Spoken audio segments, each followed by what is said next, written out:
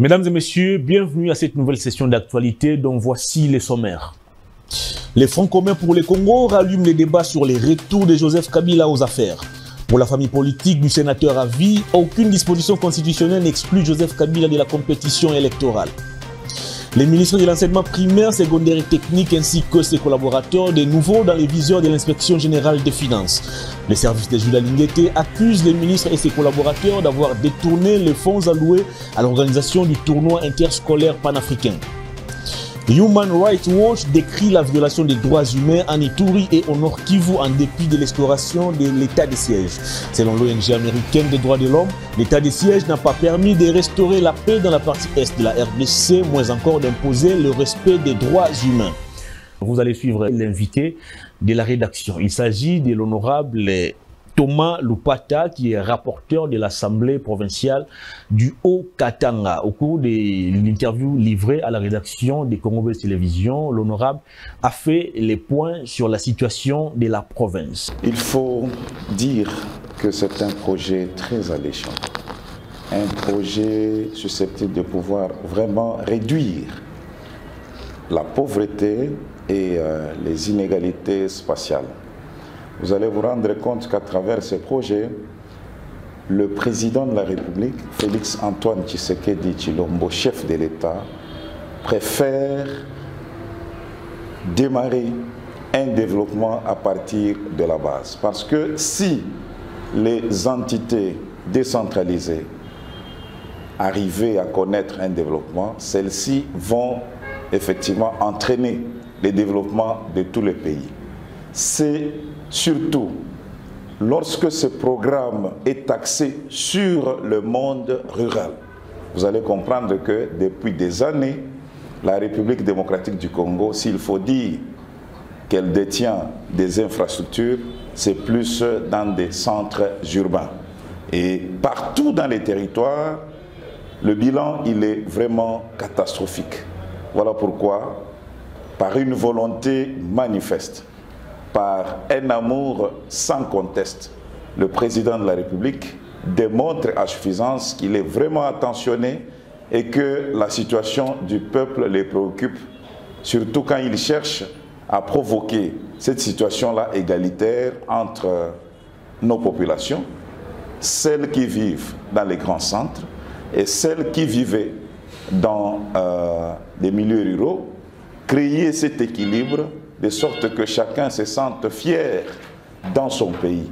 Voilà qui nous donne, en tant qu'élus locaux, un soulagement, qui provoque un sentiment de joie dans notre chef, parce que nous avons été élus dans le but de pouvoir améliorer les conditions de vie de nos populations, surtout à travers la province du Haut-Katanga. Et le Haut-Katanga, c'est cette province-là qui détient 6 territoires et 3 villes.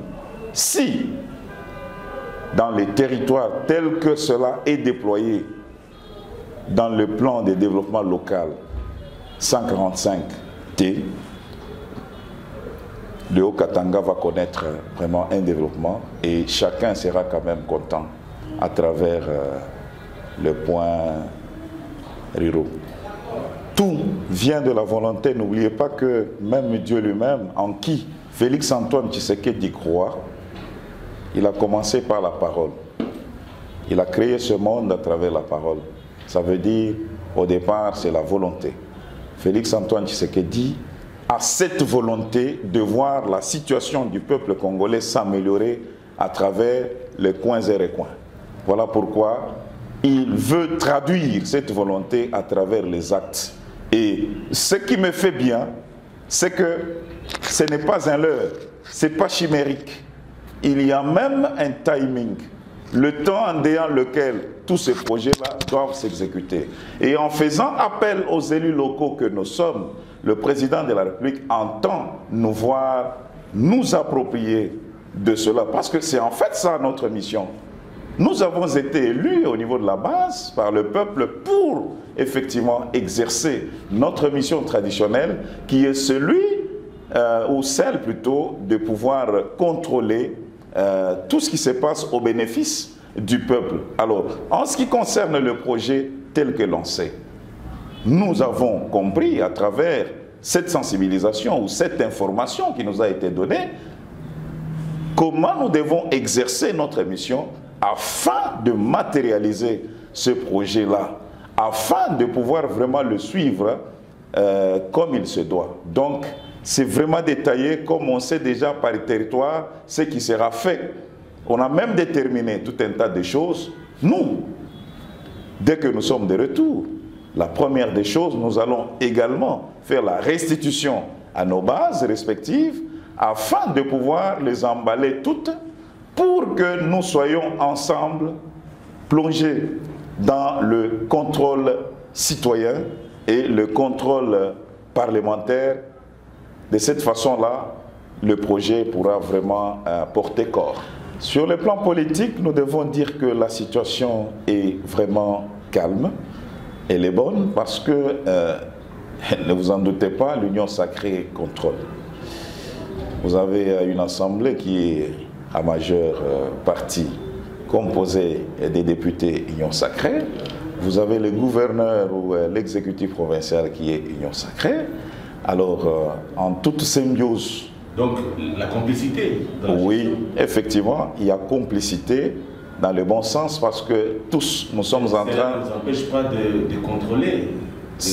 Nous le faisons. Il y a des ministres que nous faisons venir au niveau du Parlement et nous avons des missions que nous diligentons, malgré le fait d'être vraiment convivial. Ce que nous devons vous dire est que nous, ensemble avec l'exécutif, nous sommes là pour une mission précise, un but précis.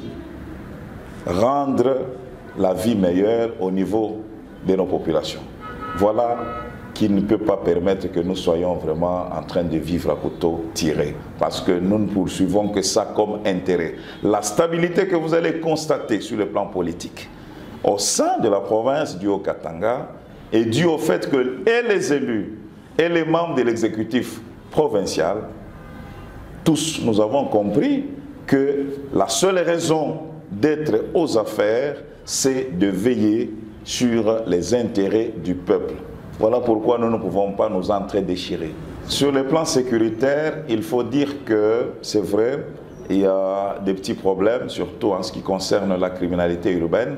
Bon, c'est dû vraiment à des mouvements incontrôlés parce que, vous savez, Lubumbashi étant devenu une grande ville, Lubumbashi de plus en plus s'étend et qu'il y a une forte population qui, bien entendu, par manque par exemple de travail, par manque de ceci et tout cela, et elle peut effectivement être entraînée dans ces soucis-là de pouvoir effectivement s'adonner aux activités peu louables.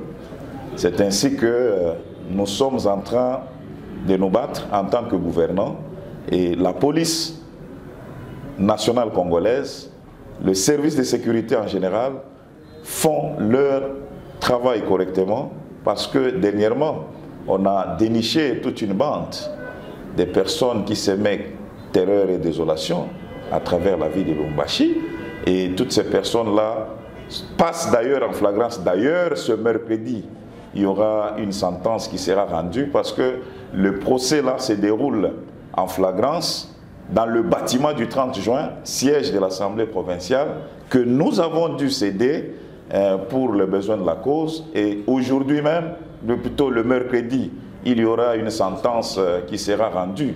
Donc c'est une audience qui se déroule publiquement. Voilà. Donc c'était une très grande bande. On en démantèle encore d'autres. Je crois qu'on aura mis fin à cette criminalité et la population est vent debout contre cette situation-là, que nous ne cessons jamais d'ailleurs de sensibiliser pour dénoncer tous les malfrats qui sont au niveau de la ville de Lubumbashi pour nous créer cette zizanie. Oui, tout ce que nous pouvons dire à la population louchoise en particulier et celle haut-katangaise en général, c'est qu'ils ont placé confiance en nous Et nous avons été répondre à l'appel du chef de l'État par rapport à une mission de salut, le plan ou le programme de développement local de 145 territoires, que nous devons soutenir à travers nos moyens mis à notre disposition pour permettre à ce que le visage de notre province, le Haut-Katanga, change. Honorable Thomas Loupata, rapporteur du bureau de l'Assemblée provinciale du Haut-Katanga. Merci.